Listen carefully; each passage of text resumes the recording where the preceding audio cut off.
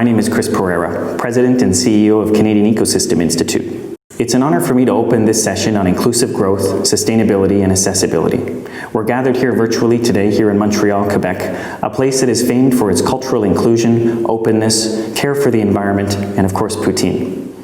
Many people view inclusion and sustainability initiatives as costs, but inclusive growth isn't an added cost to the bottom line, and it's not a necessary evil. In fact, it's good for business and it's good for our society, because when people are given the equal opportunities they deserve, good things happen. Plus, making sure everyone is included and treated equally is also just downright the proper Canadian thing to do. COVID-19 and its effects have accelerated many of the trends we see around us, including those related to technology, business, and the environment. Inequality is something we all need to face and address. The good news is, thanks to events such as this one, the importance of inclusive growth is more and more at the top of the agenda for companies in Canada and around the world. At Canadian Ecosystem Institute, we take sustainability and inclusion very seriously. Our team takes pride in recognizing the potential and the contribution of everyone around us. So in closing, I'd like to thank you for your time, but I'd also like to thank Harry from the local Vancouver startup Live Unlimited for his time, because he's the young wizard behind the camera making this video possible. Thanks, Harry. Today we're discussing some of the most important topics of our time. So let's all make a point to recognize someone around us today and go the extra mile to make someone's day a little better. Together, let's make things work, inclusively and sustainably. That's the goal of my company and everyone here today. Thank you. Hi everyone, I hope you're doing well. My name is Amine, I'm the co-founder of Dataperformers. Thank you so much for the invite, Winston, very appreciated. Today, I would like to share with you a little bit more information about our long journey. First of all, I came here in Montreal back in 2010 as an international student. I had my background in computing management and pursued my master's degree in international management. Right after our graduation, with my best friend Mehdi, we launched our first AI startup named Dataperformers. Throughout our journey, we heard about and joined Entreprism Incubator offered by HEC Montreal. Their mission is to support immigrants and minorities in order to succeed in their companies.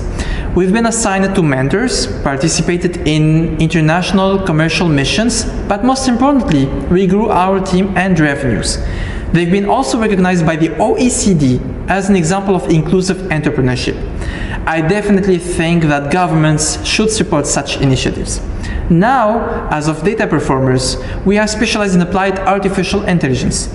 We work with major clients like Autodesk, Toyota, Desjardins, Invest Quebec. We are also one of the official AI providers for the Government of Canada. Recently, we launched our latest solution named Macula AI. It actually supports companies to deploy and put into production their computer vision-based initiatives. It's been commonly used in supply chain and manufacturers for very complex quality inspection needs. Now, speaking of that, I also think that governments should play a major role in order to support a stronger digital economy. This obviously comes through a more inclusive ecosystem where larger companies collaborate with startups. Here in Canada, for example, we have digital superclusters like ScaleAI and InvestAI that can subsidize up to 50% of the total cost of your project, a project where AI solves a specific problem. If you want to know more about these initiatives, I would be really glad to answer them. Thank you so much for your attention. Thank you very much, Amine, and thank you very much, Chris. Welcome to this panel on inclusive growth. I'm your host for this session. My name is Winston Chan. I've been involved with the G20 Business 20 Task Force on Employment and Entrepreneurship. It's my pleasure to be able to moderate this panel. So today, as you know, the economic growth right now is not enough to reduce inequalities, especially in the time of pandemic. And what we need right now is also policies that are inclusive, sustainable, and also accessible to many. What are those policies, and what role technology can play in helping populations throughout the world? So joining us, we have three speakers. First, we have Mr. Enrico Letta. Mr. Letta is the former Prime Minister of Italy. He is now the Dean of the Paris School of International Affairs at Sciences Po. Second, we have Mr. Nicolas Pinaud. Nicolas Pinaud is the G7 and G20 Sherpa at the OECD. And third, we have Axelle Lemaire. Axelle Lemaire is the global head at Terra Numerata at Roland Berger, and also former French state minister for digital affairs in France. Welcome all, and thank you for being here. So first, Mr. Letta, I would like to ask you, what is your perspective of the current situation on the pandemic right now, with the economic slowdown, on a geopolitical point of view? First of all, thank you for having me today. It's a pleasure being again at Conférence de Montréal. Hope next time to be in presence, of course. Conférence de Montréal is always a fundamental moment of exchanges, discussions. So thank you very much. It's at the end of this year, 2020, I think we are at the end of a year that started in a completely different way. We started in a situation in which multilateralism was almost at the end. We were in a situation in which the most important multilateral institutions at world level were weakened by the many trends that happened, but also weakened because of some superpowers' attitude towards multilateralism and weakening multilateralism. We were in difficulty because of the starting of the pandemic in an asymmetric way. And of course, my point of view would be mostly a European point of view. This both multilateralism in crisis and big aggression and very aggressive attitude of this crisis towards social inclusion, towards growth, towards the most complicated and important trends in the European economy and in European situation. I think we were in last spring 2020, in a very risky moment. I think the European Union overcame the obstacle, and we were in a very risky moment. It was a sort of mortal risk. I remember Jacques Delors, 95, who said in March, the European Union is in a mortal risk. I think the decisions that France and Germany took in May 18th, and then the European Council decisions in July, were the way to overcome these obstacles and to change completely the mood and the trend. I have to say that the last decisions at European level with the boost in terms of investment changed completely the situation. We are now ready to say that we learned the lesson of previous crisis 10 years ago at European level. And of course, I have to say also the change in the American policies towards multilateralism and the approach that the new president is having to multilateralism is completing the framework. So we are at the end of a 2020 that was turmoil, political and economically.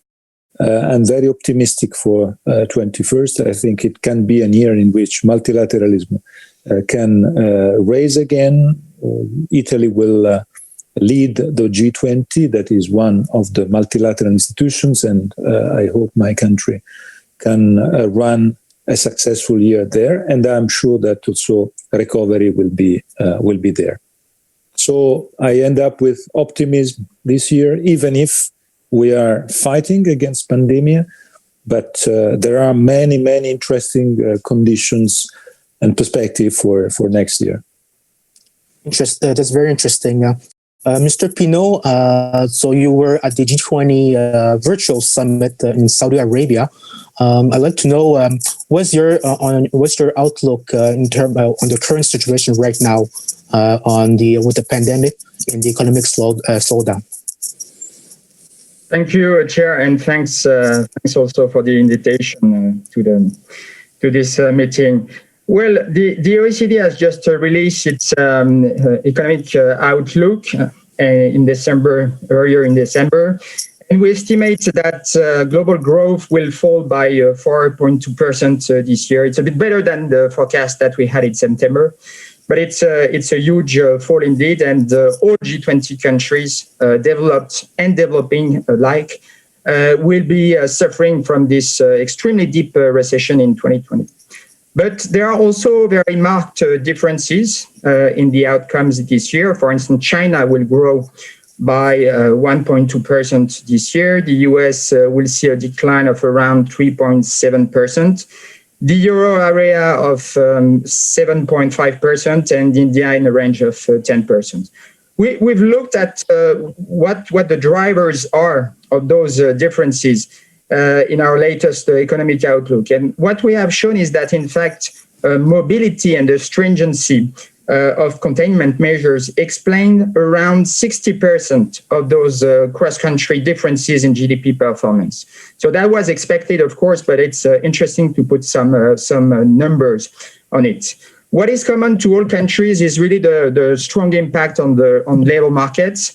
And from that perspective, this crisis is really unprecedented. Even if you compare to the previous crisis, the global financial crisis in 2008, 2009, the fall in the number of people who are working was 14 times the decline during the great financial crisis.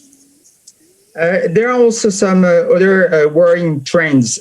One is in particular the impact of the crisis on the corporate sector.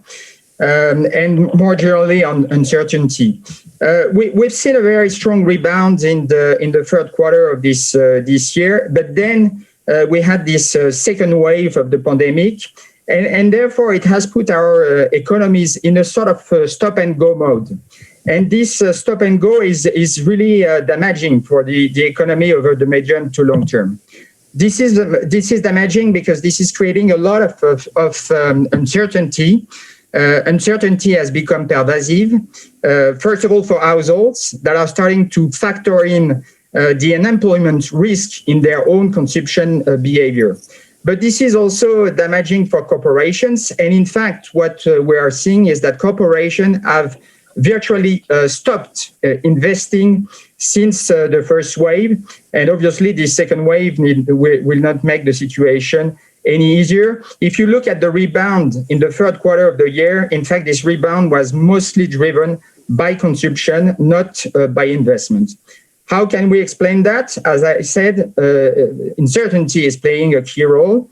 But also in the first wave, corporations have used a lot of cash, have burnt a lot of cash, of working capital, and they have taken a lot of debt as well to overcome this liquidity crunch. So now, with the second wave, corporations, business are really facing a solvency issue, and this will be a further drag on investment going forward. And of course, the crisis will have a long-lasting impact on employment. We will see a rise in long-term unemployment, and in particular, the creation of what the economists call an hysteresis effect in terms of labor market participation. So all in all, we have a situation which is, as I said, very uncertain.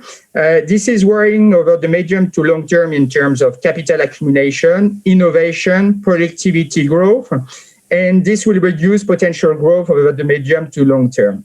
So it will be really important to have the right policies in place to precisely mitigate the impact of those trends that I have just described. Thanks. Yes, it's very interesting. We would like to do a link with the digital economy. As you know, the digital economy is also affected by the economic slowdown. Mrs. Lemaire, so what are the current situation right now on term of the technology side right now? So since sorry, yes. I was muted. I was just saying I'm very happy to join you from Paris and saying hello to my Montreal friends. As you might know, I'm French, but I'm also Canadian, and so happy to be with you. I am maybe more pessimistic than Mr. Letta about the global economic situation, especially when it comes to long-term and structural consequences, especially at the social level.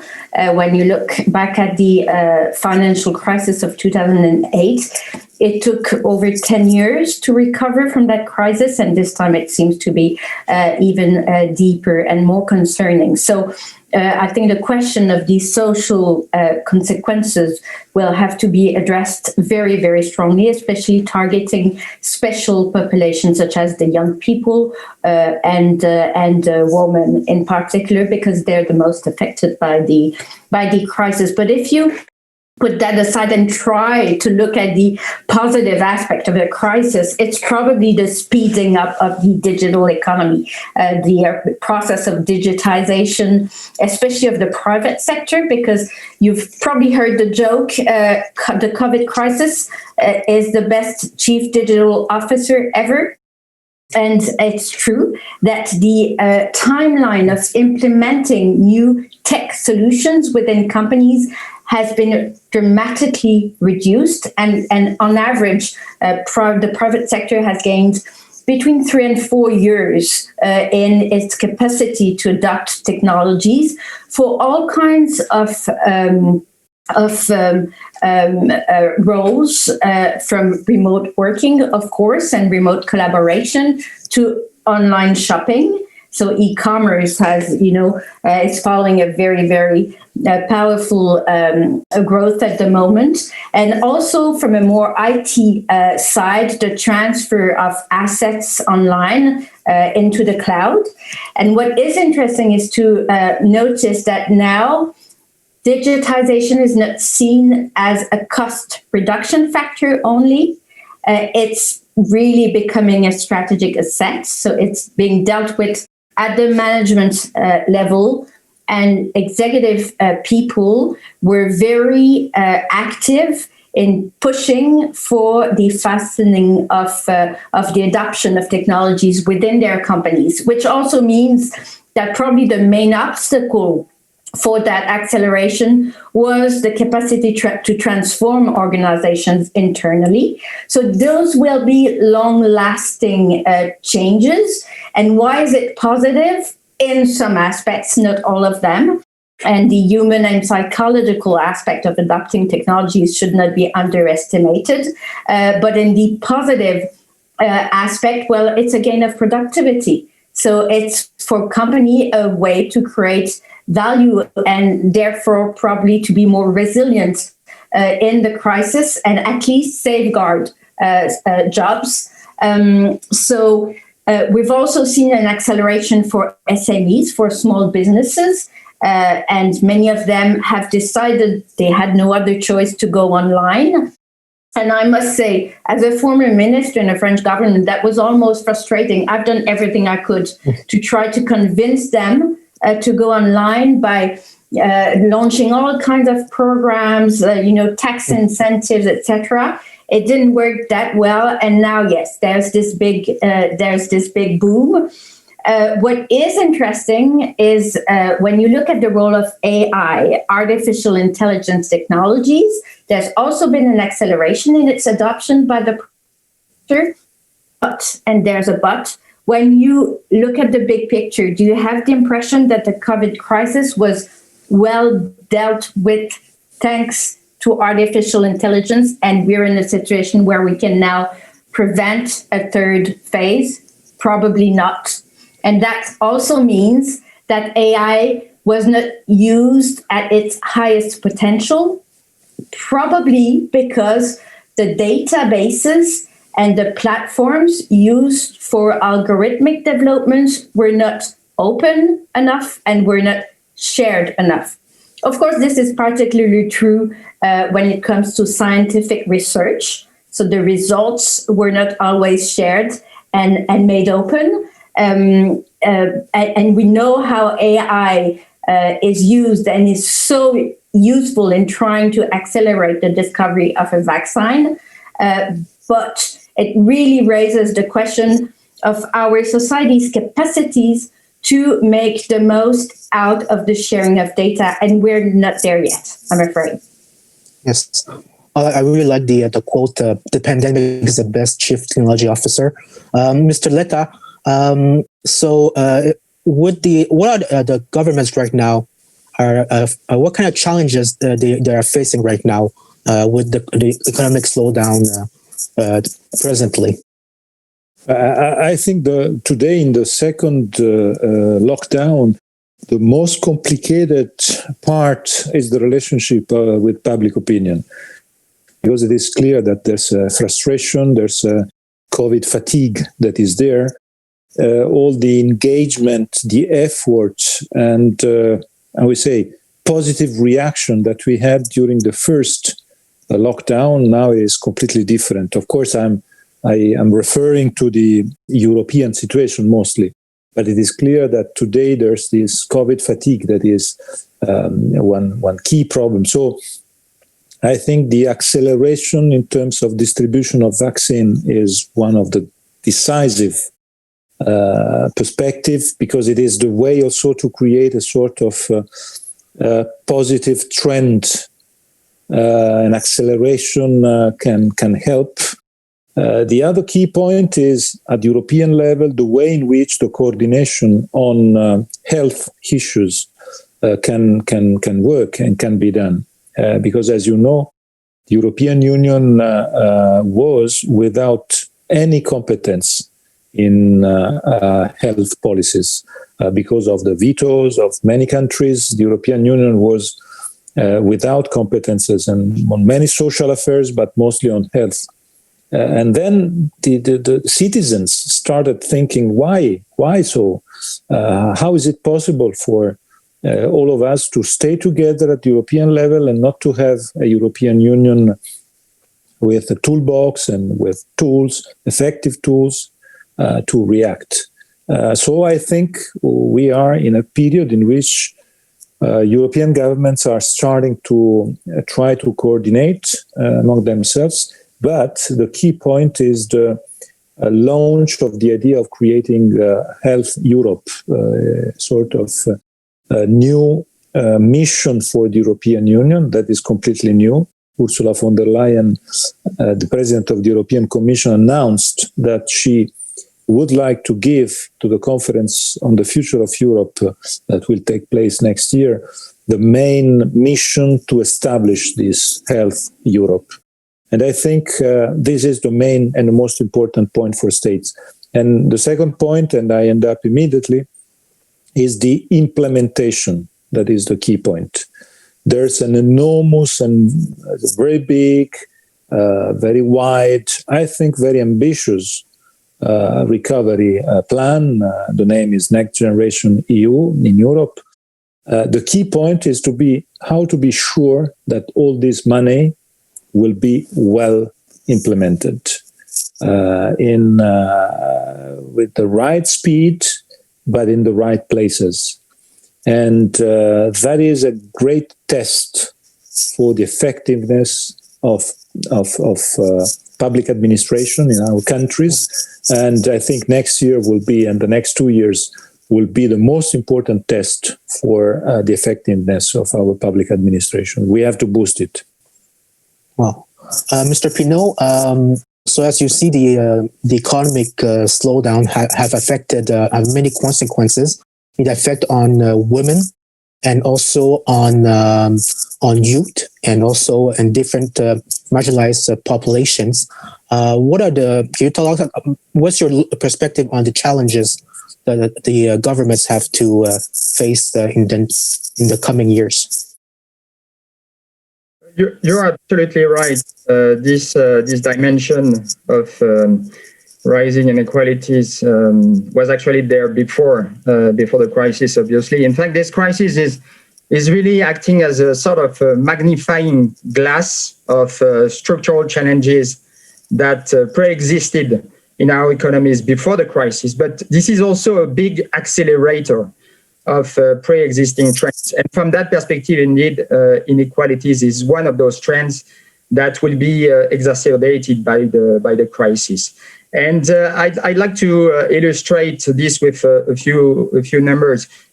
You mentioned women. Obviously, women are overrepresented in the sectors that were hit hardest by the crisis, like tourism, food, drink and accommodation services, as well as retail. And in G20 countries, almost 30% of women are employed in the most vulnerable sectors to job losses, compared to less than 20% of men. There are also other aspects which can be more qualitative. Pre-crisis, women spend 3 times as much time on unpaid care work as men, and up to 10 times as much in some countries. So obviously, school closures and the confinement measures that we have seen, they have increased that burden on women.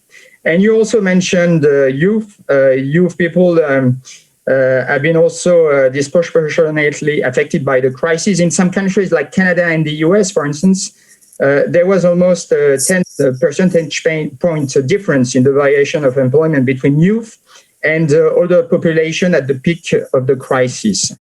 And young workers tend to hold more precarious jobs, as we know. They are overrepresented among workers in the hard-hit industries, such as accommodation, food services. And obviously, there is also the question of the integration of the youth that were in higher education or secondary education in the labor market, and the so-called Corona class. This will make their integration in the labor market even more difficult. The last category, which will be really severely impacted by this crisis, is people who were employed in the non-standard forms of employment, and those in the informal economy. That's in particular the case in developing countries, emerging economies, and the World Bank, for instance, forecast that predicts that around 150 million people could be pushed back into poverty. So that's obviously that is really one of the priorities for governments going forward in terms of mitigating the impact of the crisis on the population. And thank you, Mr. Pinaud. Madame Lemaire, so we see, as Nicolas, Mr. Pinaud said, there is a big digital divide. There's many barriers in terms of technology in these challenges. So what are your thoughts on what are the barriers that might affect and might exacerbate the social inequalities during the pandemic? Yeah, sure. Well, I like the image of that magnifying glass on social inequalities. And so the digital divide was already there, but it's been probably increased, and at least we realized how important it was. I've always dreamt of an internet that would be recognized as a world public good. We're not there yet, and we do not have any multilateral agreement acknowledging the importance of the internet and giving the right of access to the internet, just as with other utilities or housing or education. But we've seen how important it was for accessing jobs, for accessing education, health. And so the primary condition for that, of course, is connectivity. And half of the countries in the world are not well connected yet. And even amongst the most developed countries, connectivity can still be a problem, or at least good connectivity. And it's surprising to see the differences between developed countries. Take the optic fiber coverage, for instance. I think it's around 5% of the German people who have subscriptions to optic fiber connection, whereas it's 82% in South Korea. So, so imagine in developing countries, and the consequences for that, of course, has been huge on education at the primary level, but also at university for students. So I think it's in OECD countries, it's probably 65% of the students who could continue their education thanks to online classes. And that's, a good proportion. And it's less than 20% in the poorest countries. And we're talking about the people who can receive an education and have, according to the World Work Organization attached to the United Nations, it's half of the young people today that can say that their studies will be disrupted with on average a 10% dropout rate.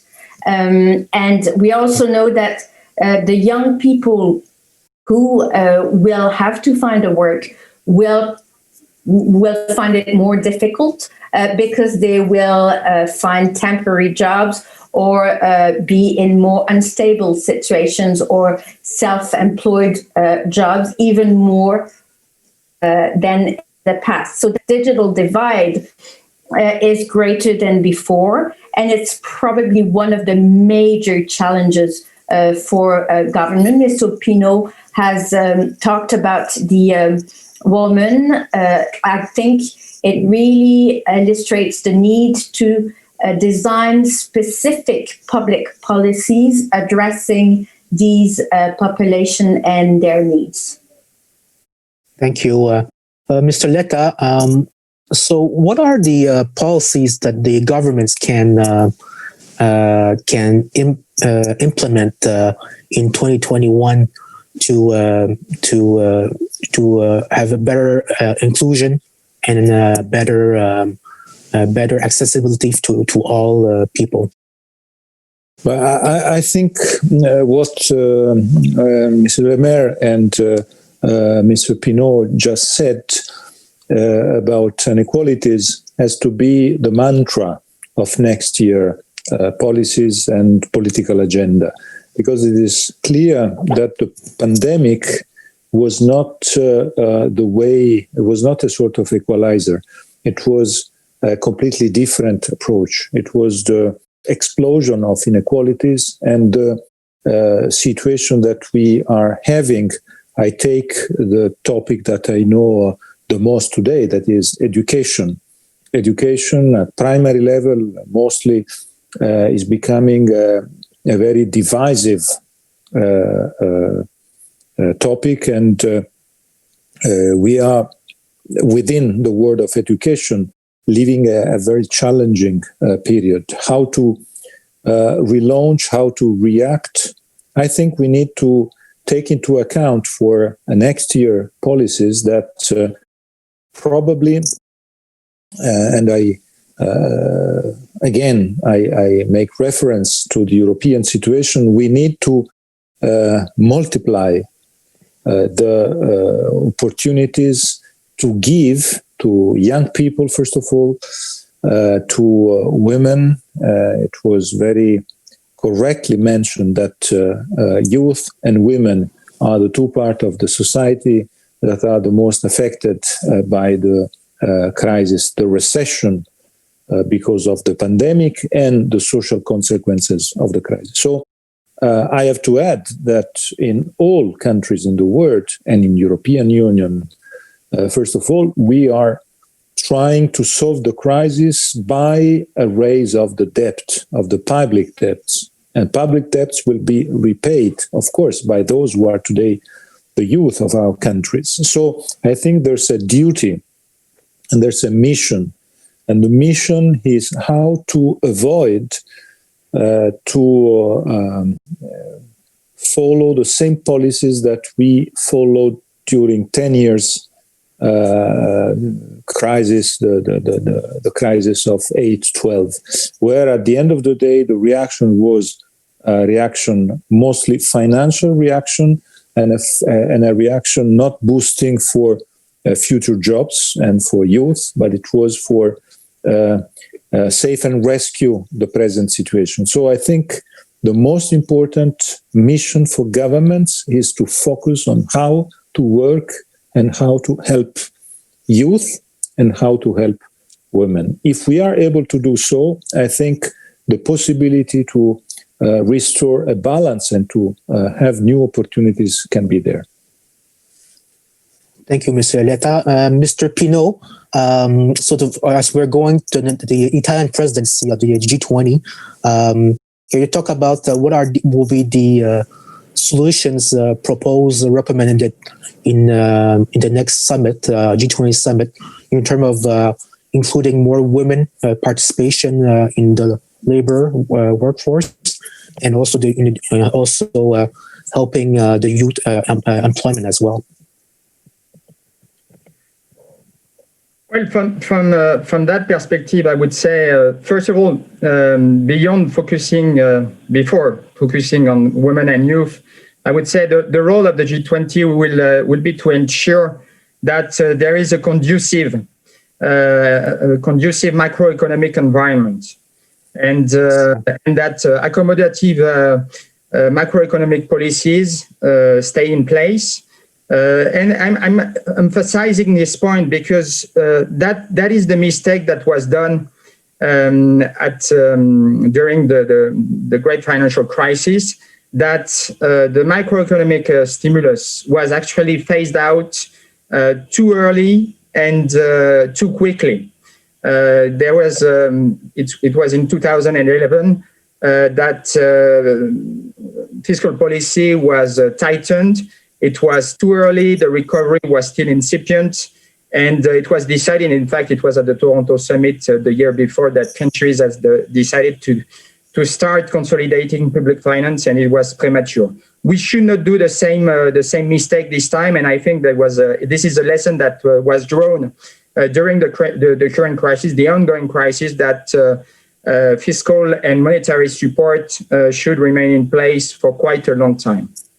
And based on this fiscal policy, indeed, we need to put in place the policies to address specifically the situation of youth and more generally disadvantaged segments of the population. From that perspective, obviously, a lot of emphasis needs to be put on what we call the active labor market policies. To facilitate the return of people to the labor market, and I mentioned the impact of the crisis on unemployment. So obviously, we need to avoid, by all means, that unemployment becomes long-term unemployment, and to get back people to the labor market as possible through, as I said, the active labor market. There is also specific measures for the youth, such as improving access to social protection. That's something that should really be done as a key priority. A lot of emphasis as well on training, retraining, upskilling. What we are going to see probably in the next 2 years is a sort of a reallocation shock in our economies. This crisis has a very strong sectoral components. We know that some sectors are suffering a lot. I mentioned some of them. There is also the transport sector, for instance. So we will see a reallocation of resources, of capital across sectors, but we will also need to facilitate transition from one sector to the other in order to precisely ensure that unemployment is not becoming long term. So structural reforms, and you know that the OECD is often called the house of structural reforms. Structural reforms will be absolutely key in this respect in order to facilitate those reallocations.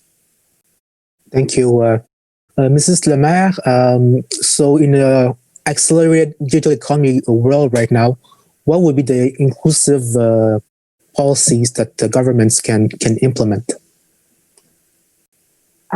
It would be inclusive if it's sustainable. And I'm not only playing with words here. What I mean is that if we're looking for sectors that can create job opportunities, they are all around the green recovery. And so it's true that most economies have probably been saved by state interventionism and by the for Europe, the role played by the European Commission in injecting cash. But that kind of short-term, very important reaction needs to shift in more long-term investment policies towards sustainability. And I guess there's a need for a more systematic approach and more strategic approach of identifying the specific needs of each industrial and service sector as regards their capacity to address climate change challenges, and also the sectors that will offer the highest opportunities in the green transition. So we know that green jobs can be part of the answer. And so sustainability, when we hear sustainability is the new digital, again, it's not buzzwords only. It really means that instead of looking at it as a constraint, looking at it at, a compliance issue and, all those legal obligations that the private sector has to abide with, it can actually be a source of growth. And it took us 10 years to realize that this was the case for the digital economy, and to make conscious, aware choices regarding investments in digital technologies. So we can't afford wasting so much time when it comes to sustainability. So not only it can be a source of recovery, but technologies can also accelerate the path towards sustainability. And so if we know how to well measure the negative environmental impact of technologies and balance that with their potential to accelerate green growth, that's really the path forward for all countries, I believe. And the more coordination we get, especially thanks to the G20, the faster we're likely to reach concrete solutions. Thank you, Mrs. Lemaire. So we're talking about the sustainable development. So Mr. Letta, so with the new U.S. president, now we have also celebrated the 5 years of the Paris Agreement on the climate change conference in Paris. Mr. Letta, what do you think? What will be governments right now? Can they work together more on fighting climate change? This is the topic where my optimism is higher, because I have to say that after 4 years, where the most important superpower at the world level, the US, decided to downgrade all the multilateral forum, the G7.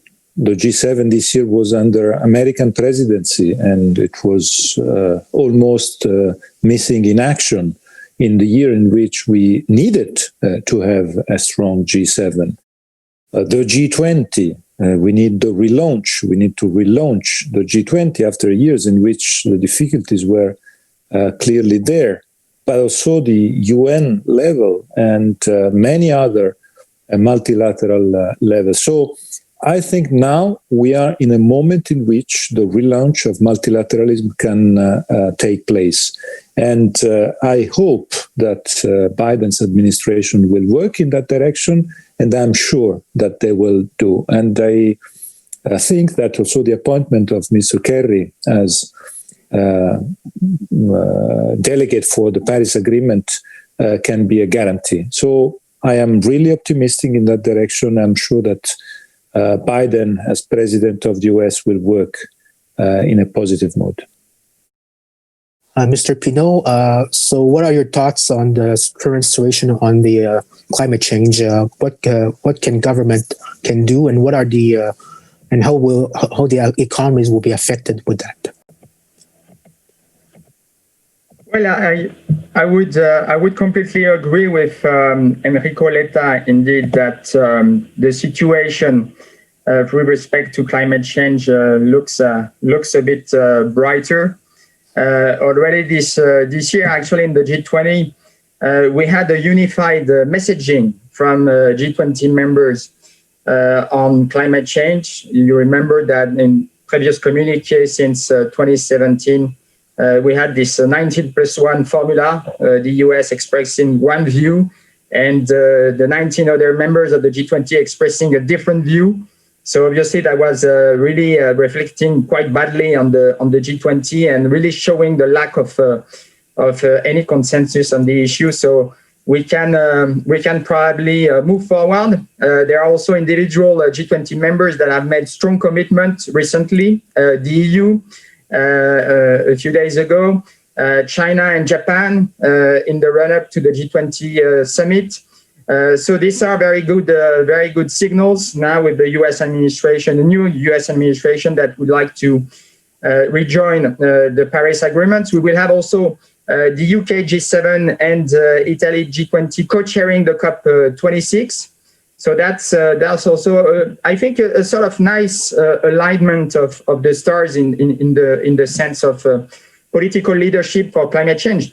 And when it comes to very concrete measures, well, it's a bit difficult to summarize the different policy actions that should be taken, but obviously public and private investment in clean technology, in green infrastructure, but also structural reforms. Again, we had published in 2017 a report on investing in climate, investing in growth, explaining how, in fact, by investing in climate, we could stimulate growth until 2050. It was a report commissioned by Angela Merkel when Germany was chairing the G20. Everything that is in this report remains very valid in terms of policy steps that should be taken to tackle the climate crisis.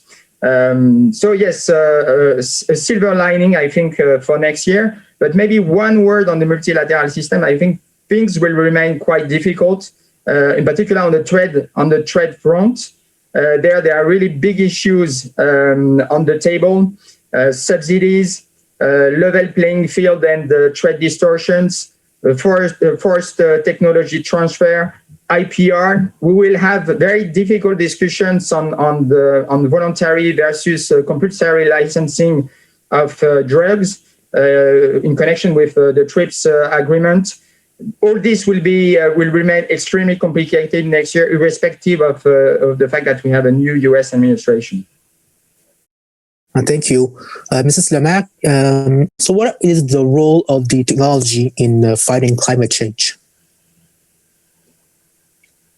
I mean, we're still at the heart of the crisis, and in spite of that, there is this consensus that seems to emerge around the necessity to fight climate change consequences in a more collective way. I remember the negotiations around the Paris Agreement in Paris 5 years ago, because I was a government minister at the time. Gosh, how tough was it? I mean, we were very happy about the results, which maybe wasn't that ambitious, but at least showed that all the state members could agree together. But I think 5 years later, it would have been easier, which is a good sign, because we're really entering the execution phase, and we will have to find very concrete ways to reach the reduction of carbon emissions targets that are framed in the Paris Agreement. So this is where we are, and this is where technologies step in. Thanks to the use of data and smart data, we can better measure impact. We can better predict future trends and consequences. And so we have no excuse not to act. And there's not one single sector where technologies can help address climate change challenges again. So it's the good news is that technologies now are likely to play the role that they should be playing, which is political, but not in a neutral way. They're never neutral technologies, so they need to be well understood by world leaders, and so used to pursue the right objectives, including a more sustainable world.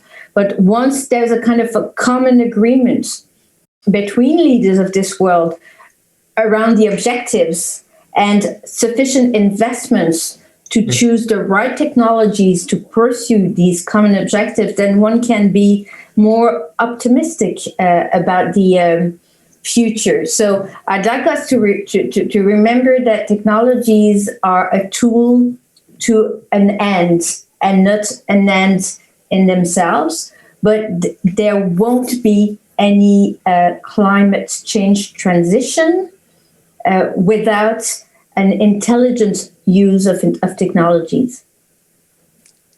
Thank you. So we have like to wrap up very soon. On a final note, Mr. Letta, rapidly, are you optimistic or pessimistic for 2021?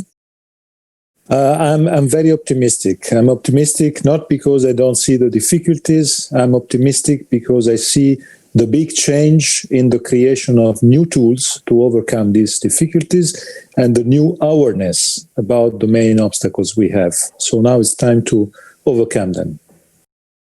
Mr. Pinaud, what's your thoughts? Well, I'm also optimistic. I'm cautiously optimistic.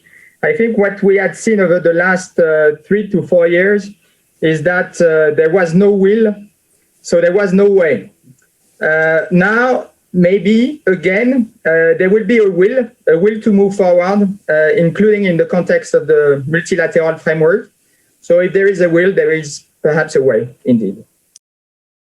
And Mrs. Lemaire, are you optimistic? I'll get the same question. I guess after listening to my colleagues and this conference, I'm probably more optimistic than I was. So thank you for that. Why would I be pessimistic? Because of that divide, that gap between public opinions, support to governments, and the increased awareness, again, at leaders' level of the need to take action proactively and collectively. There's an increased difficulty, at least in France, and I think in the rest of Europe as well, to actually implement policies because there's not necessarily the support of population. And so it's a kind of democratic divide, which is very worrying because when there's mistrust in governments, there's no democracy. And when there's no democracy, there's no margins of action. So this is also probably one of the biggest challenges. We've talked about the economic crisis, the social inequalities, this lack of democratic trust in the government's capacities to act, to address those challenges is also a problem. And so I think it can, again, be partially addressed thanks to technologies because technologies bring transparency. And so the more transparency in government actions, the more trust, and so the best execution possible. Thank you for these words of wisdom. So I'd like to thank Mr. Enrico Letta, Dean Paris School of International Affairs at Sciences Po, Mr. Nicolas Pinaud, G20 and G7 Sherpa at the OECD, and Mrs. Axelle Lemaire, Global Head at Terra Numerata at Roland Berger. Thank you very much for sharing your perspectives. And I'd like to introduce for the closing remarks, Mrs. Olivera Zatezalo. She is the co-chair of the Chief Innovation Security Officer at Forum Canada, and she is named by the IT World Canada as top woman in cybersecurity. She is the Chief Security Officer at Huawei Technologies Canada. So thank you very much to the speakers, and I'd like to introduce you to Mrs. Olivera Zatezalo. Good morning, everyone, and thank you for joining us. My name is Olivera Zatezalo, and I'm Chief Security Officer at Huawei Canada. It is my role and my responsibility to work with Canadian government and to make sure everything Huawei sells in Canada is compliant with Canadian laws and regulations. Before joining Huawei, I spent more than 20 years in Canadian telecommunication industry designing and securing modern and cyber-resilient telecommunication networks. I'm extremely passionate about building networks that connect people and also about inspiring young people to choose careers in STEM. Looking over the last 25 years, I'm proud to see the progress we made in Canada in our telecommunication industry and in bridging the female gap in STEM. First, let me start with the progress we made in connecting people. Just 25 years ago, in mid-1990s, we were still paying high long-distance charges. 1 minute phone call from Canada to Europe was $2.3. Phoning a family across the ocean was a special treat. It was a luxury. These days, we don't even think about how much is it going to cost us to stay connected to our friends and family members around the globe. In Canada, we enjoy one of the best networks in the world and have already begun thinking about more advanced applications like holographic phone calls, and our new reality will look extremely different from the one we see today. Something I also hold dear to my heart is bringing the gender gap in STEM. Back in 1996, when I first joined AT&T Canada in downtown Toronto office, I was one of only 3 females on a floor of 200 engineers. So that's less than 2%. So these days, when we start complaining about not having enough females in a cybersecurity, we only have 24% females in cybersecurity. I'd like to stay positive, and I'd like to look back to see how far did we come over the last 25 years. It's another huge step in the right direction. As technology expands, so should diversity in talent. Cybersecurity is critically important to Canadian economic growth. As telecom operators begin to deploy 5G wireless technology, nearly every aspect of Canadian economy will rely on broadband, intelligent cars, homes, innovative healthcare, and better connectivity for Canada's north. That makes a shortage of cybersecurity professionals growing. So this is not about women versus men. We simply need more people in this profession. As it happens, there is a large pool of untapped talent waiting to pick up the slacks, women. I am on the advisory board of Canadian Women in Cybersecurity, and I am frequently invited to speak to young women at Canadian universities and at conferences about what do we need to do to encourage more women to join careers or to find careers in technology. So this is what we need to do.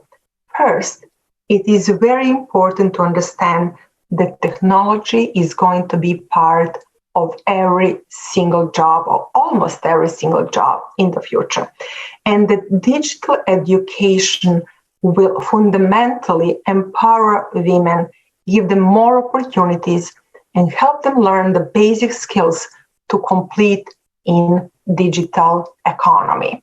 Second, we need to teach the girls to reject the stereotypes that technology is man's job. And third, once they choose a career in technology, we need to set the policies and put the policies in place to help them stay in the workplace once they move from being a young women in the workplace to being a young working mothers. The problem is not limited to Canada. The world needs an estimated 3 million more cybersecurity professionals than it currently has. Technology is becoming the part of everything we do. That is why we no longer talk about STEM. We are talking about STEAM. The A is for art. It is important to understand that digital education and computer science basics will be required for almost all jobs. In the future, I hope the aspects of art will inspire a new pool of diverse talents excited to innovate and create within the world of technology. Thank you.